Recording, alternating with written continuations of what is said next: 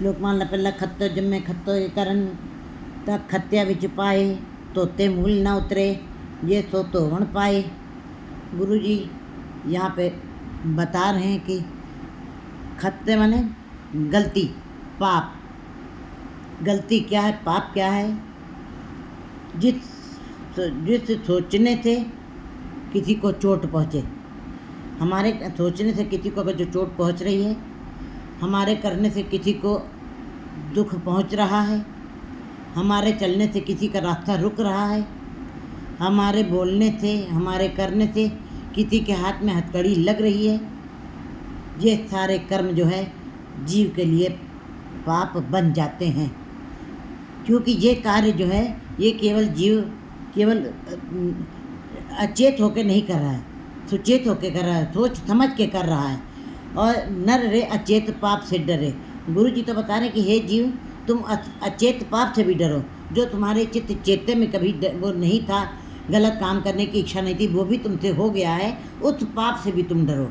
लेकिन जो काम तुम सोच समझ के सिस्टमेटिक ढंग से कर रहे हो, किसी को चोट पहुंचाने की को कर रहे हो, किसी के रास्ते में रोड़ा बन रहे हो, किसी के रास्ता रोक रहे हो, और तुम्हारी बात से किसी के हाथों में हथकड़ियाँ लग जाएं, ये कार्य जो है फिर तुम्हारे मनसा वाचा कर्मणा से किए गए हैं। ये पाप तुम्हारे फिर तुमको तुम्हारे ये गुनाह बन जाएंगे।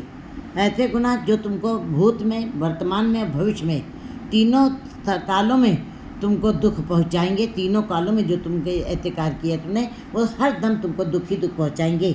गुरु जी बताए भविष्य में भी वो गुनाह तुम्हारे साथ पीछा करेंगे, और वर्तमान में भी करेंगे, और भूत में तुमने जो कार्य किए हैं। तो गुरु जी बता रहे हैं कि मैं कैसे कार्य किए जाएं जो पाप कहलाते हैं। खस्म जब में खत्ते कर्म खत्या विच पाए। जो पापी जीव गुनाह करके ही पैदा हुए हैं और गुनाह में ही पैदा हो जीवन बिता रहे हैं, और गुनाह करके ही अपने जीवन को बिता करके मर खप के चले जाएंगे। ऐसे जीवों के जो गुनाह हैं किए गए हैं, फिर कहते हैं वो तोते मूल ना उतरे। ऐसे जीवों का जो गुनाह किया हुआ, पाप किया हुआ है, वो चाहे जितनी बार स्नान कर लें, नदियों में, समुद्रों में और तीर्थ स्थानों में जा कर के, एक बार नहीं चाहे तो 100 बार जाके स्नान कर लो, लेकिन ये वाली जो मैल चढ़ गई है, विकारों की, पापों की मैल चढ़ गई है। पाप क्या है? जिससे किसी को चोट पहुँचती है, हमारे सोचने से किसी को दुख पहुँच रहा है, हमारे चलने से किसी का रास्ता रुक रहा है, हमारे कलम से किसी का भविष्य बिगड़ रहा है, वही कर्म चोट पाप बन जाते हैं।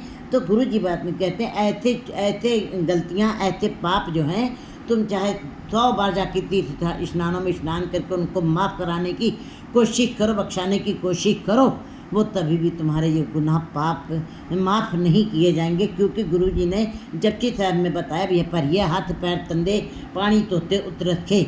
अगर जो जीव सवेरे निकलता है घर से सफ़ेद कपड़े पहन करके और शाम को आता है, तो उन कपड़ों के ऊपर कुछ न कुछ मैल, धूल मिट्टी की चढ़ जाती, क्योंकि संसार में मैल है, संसार में मिट्टी धूल है, इसलिए कपड़ों के ऊपर में मिट्टी धूल चढ़ गई है। लेकिन ये मिट्टी धूल तो तुम्हारी है पानी तोते उतर के, पानी से तुम्हारी ये मिट्टी धूल उतर जाएगी। लेकिन गुरुजी ने बताया कि मूत वलिती कपड़े, लेकिन अगर जो तुम्हारे कपड़ों में कपड़े विष्ठा से मैले हो गए हैं, मूत्र से मैले हो गए, तो अब उसको पानी की तो ज़रूरत है, लेकिन साथ साथ में साबुन भी लगाने की ज़रूरत पड़ेगी, तभी वो साफ़ होगी मैल। इसी प्रकार गुरु ने बताया एक अचेत पाप किया जाता है, जिसका जीव प्रायश्चित करता है कि मैंने ये उसको अपनी भूल को स्वीकार करता है, उसका प्रायश्चित करता है, तो वो अचेत पाप होता है। लेकिन जब तुम सोच समझ के कोई पाप कर रहे हो, तो फिर वो क्या होता है? पर्याय मत पापा के संग और तो पर नामे के रंग। उसके लिए फिर वो ऐसा पाप हो गया है, अब तुम्हारी मति मलिन हो गई है, तुम्हारी मति पापों से रंग गई है। अब वो तुम्हारी ये तीर्थ स्थानों पर स्नान करने से, बाहर जप तप करने से, बाहर के धार्मिक कार्यों को करने से ये कभी भी साफ नहीं होगी, क्योंकि ये मन के ऊपर मैल चढ़ चुकी है। पर यह मत पापा कहते हो तो पे नामे के रंग, उसके ऊपर नाम जपना अलग चीज़ है, नाम का रंग जब तक नहीं चढ़ जाएगा, वो पाप कभी ख़त्म नहीं हो सकते। वो तुम्हारे पाप, भूत, भविष्य और गुनाहों, ये तुम्हारे गुनाह बन चुके हैं, ये तुम्हारा स्वभाव बन चुका है। अब तुम्हारे ये पीछा सदा ही करते रहेंगे, और तुम्हारे ये पाप कभी भी 100 बार भी स्नान करने से, तीर्थ स्थानों पर जाकर के, ये भी पाप की मैल कभी उतर नहीं सकती है। ये शरीर को स्वच्छ कर सकती है, लेकिन मन को पर मैल चढ़ गई वो पर ये मतवा पकड़ वो तो पै ना वो नाम के रंग से ही कभी वो धुल सकती, बाकी किसी उपाय से नहीं साफ हो सकती।